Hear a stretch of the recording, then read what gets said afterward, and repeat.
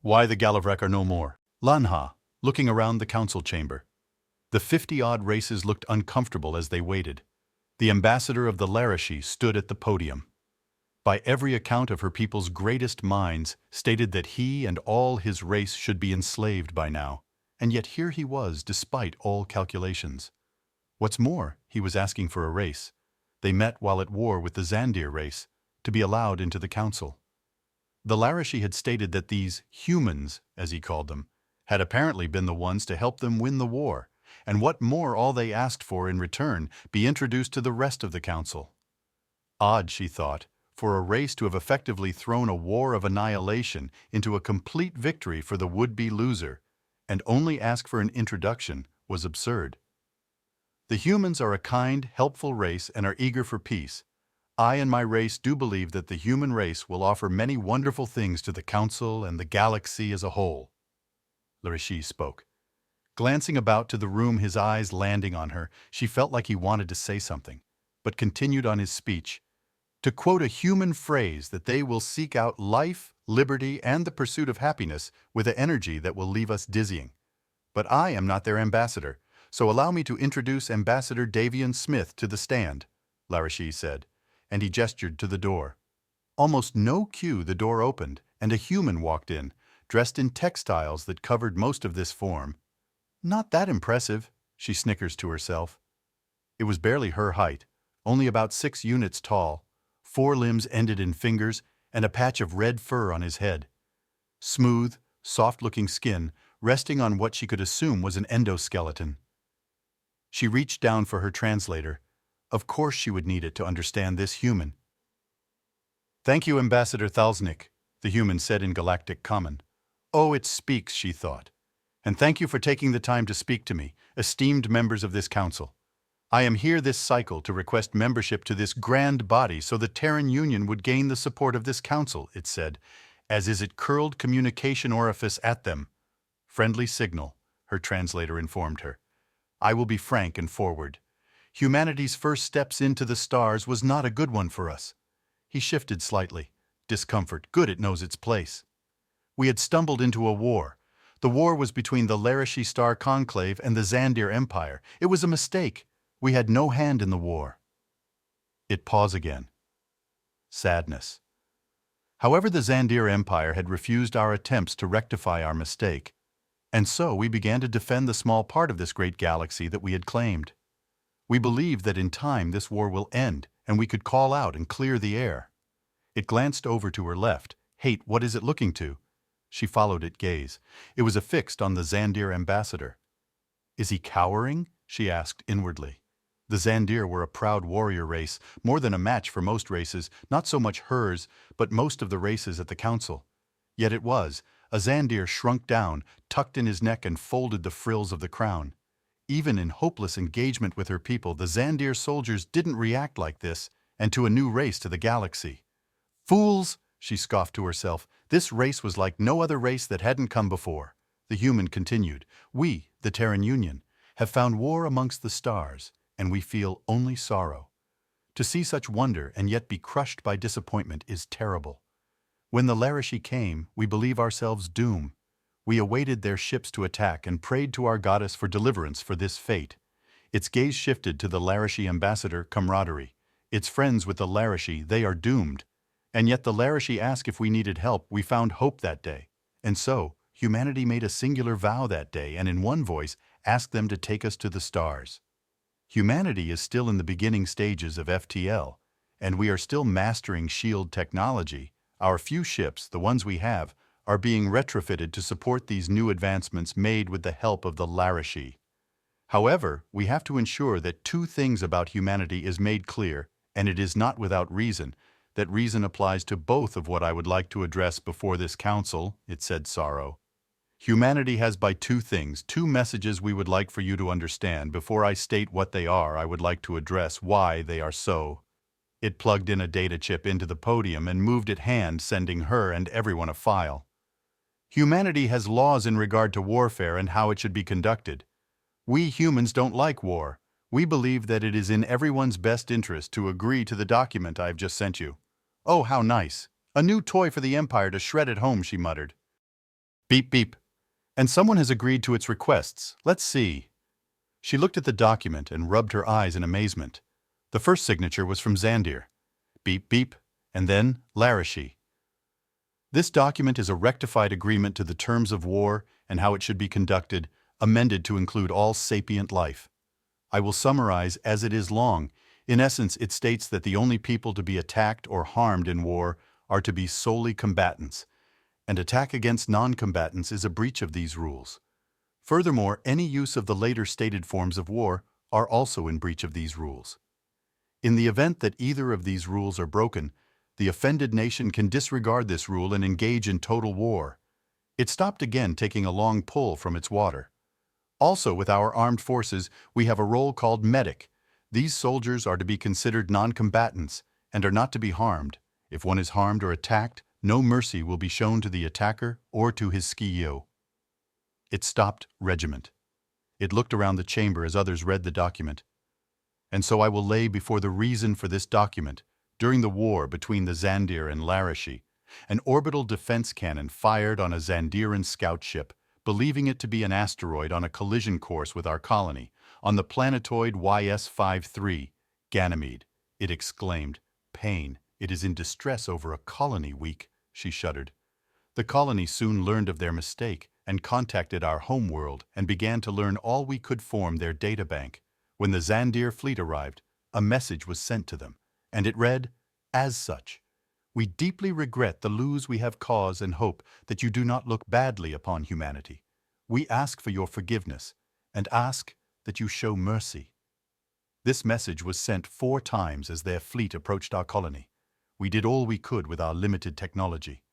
Grief, pain, anger, hate. The Zandiran fleet ignored all hails. Its eye drifted off and glassed the colony from orbit. It roared into the chamber, "We humans do not want to fight because we believed that the stars held the promise of peace. We lost 2,000 souls that day, and we loathe the Zandir for what they did." She leaned over to the Galavrck ambassador. "Oh no, it's anger," she said with a chuckle, which the Galavrck shared in kind. The human ambassador took a deep breath, eyes like cold etherglass, and calm as he released his breath. "I suppose you are all curious as to why I'm so angry, so allow me to explain. As you all know, YS-5 is a gas giant in the space sector YS-9, 2. YS-3, Earth is humanity's homeworld." The room busted to shouts and roars. Almost every ambassador was on their feet at this revelation, and she understood why. Humanity are death worlders. Her adrenal glands were already pumping when she heard, but something struck her. The Larashi ambassador invited them. The only reason the war had begun was because the last death worlders they meet nearly destroyed their race, so why invite them? The room calmed down. The human continued. "I understand and respect your fear. However, humanity has as much interest in war and conquest as a young Larashi has for swimming. Humanity has learned from its world, a harsh and sometimes unforgiving place, the value of life. To us, every single life, regardless of what form it takes, is sacred. We have shed our warlike mentality when we stepped to the stars. However, to our dismay, we found a galaxy at war, and so, I shall move on to our only 2 statements to this galaxy. The first is simple, never again. This is it. As for why we choose it is 2. The Zandir killed 2,331 souls on Ganymede. The Larashi had stayed our hand against the Zandir. At the final hour, as the Larashi fleet over Zingrin, they pleaded for us to not become the monsters we saw in the Zandir. And so never again will we stay our hand. Never again will we show mercy at the final hour. Never again will we allow someone to kill our civilians." It roared again, before taking a deep breath. And the second statement is more complex, but I will elaborate in a second. We haven't forgotten. Lanha sat in her seat. Every nano-unit of her being screamed at her to run. But why? It can't be the human. Her kind has dealt with death worlders before. She felt her skin clench together to protect her from an unseen predator. "This statement is from our armed forces, and to be frank, it is more for the protection of your nations than ours," it said, in a calm, collected coldness that her translator said was truthful. "Though your technological level is much higher than humanity, and our fleet is still growing. I'm afraid to inform you all that humanity's understanding of warfare and how war is to be fought is far more advanced than any of your races. In fact, the tactics and battle strategies you use and openly deploy we read about in our history. And those battles were fought 1,500 Terran year ago, on a death world. Truth. It is mad, she thought. To think that they kept fighting was insane. The battle line and tactics her people employed were used due to how well they are with the weapons they used. She glanced down to the document still open on her terminal and began to scroll down it. Also, the human ambassador said, the weapons technology that this galactic council deems the standard weapon of war, to us is a high-tech relic of a bygone era. Had you come when the France Revolution happened, we would have loved them. However, as it stands at the moment, we can deploy far more devastation weapons and tactics than you. And so, I state again, we haven't forgotten if you come for the Terran Union, you will find no battlefield you muster on, no rows of Terran linemen ready to trade laser fire, no cannonade to fire upon you as you march to our line.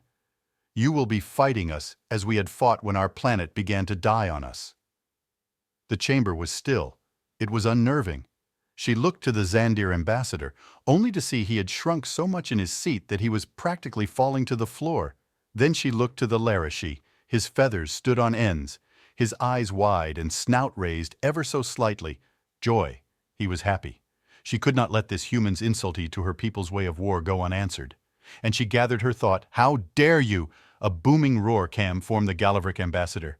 You dare to come to us, offer us peace, and then in the same cycle insult our institutions of war. He stood up. You dare to enter here and dictate to us who can and can't be killed in war.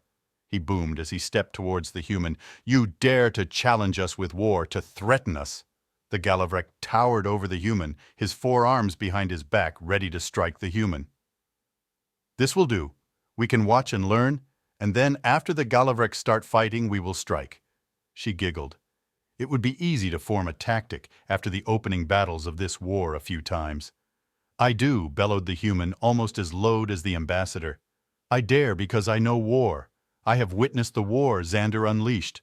I dare because I see the wars you wage. I have seen the loss of life you waste. I dare because I have felt the sorrow of a parent losing their kid, of a husband losing their partner. I dare because in this place you stare and bellow at the last colonists of New Hope. I dare because I have nothing to lose here and neither do my people. The Galavrck stepped back. I demand the rights of war, he said. The Galavracks demand to be the ones to subject these lowly humans, the ambassador said, looking over his shoulders at the council. Does anyone challenge my right? He called. Noon raised their hands. Lana looked to the Larashi ambassador. He sat shaking his head, and then to the Xandir, who was, as the translator stated, was praying for the Galavrck. And then she looked to the human. It had curled back his Orpheus and revealed a row of sharp fangs, such a predatory display, like the kind she saw at the zoo from fearsome predators of her people's past. A chill ran up then down her nervous system. Then it is to be a war between humanity and the Galavrck? The human asked like a seasoned warrior would ask his battle clan. And what will be the terms of engagement? We will tear and rip your people, your males killed, the females sold as slaves on our worlds to be used and younglings tossed from airlocks into the hungry void. We will show a war you can't imagine, weapons that will rend your worlds to bleed, and war that will consume your people. And we will rid the galaxy of another death world race of vermin, yelled the Galavrckan. The human looked to its right, and then back at the Galavrck, and in a calm voice with that wide, predatory grin said, You sure you don't want to sign that document before we start?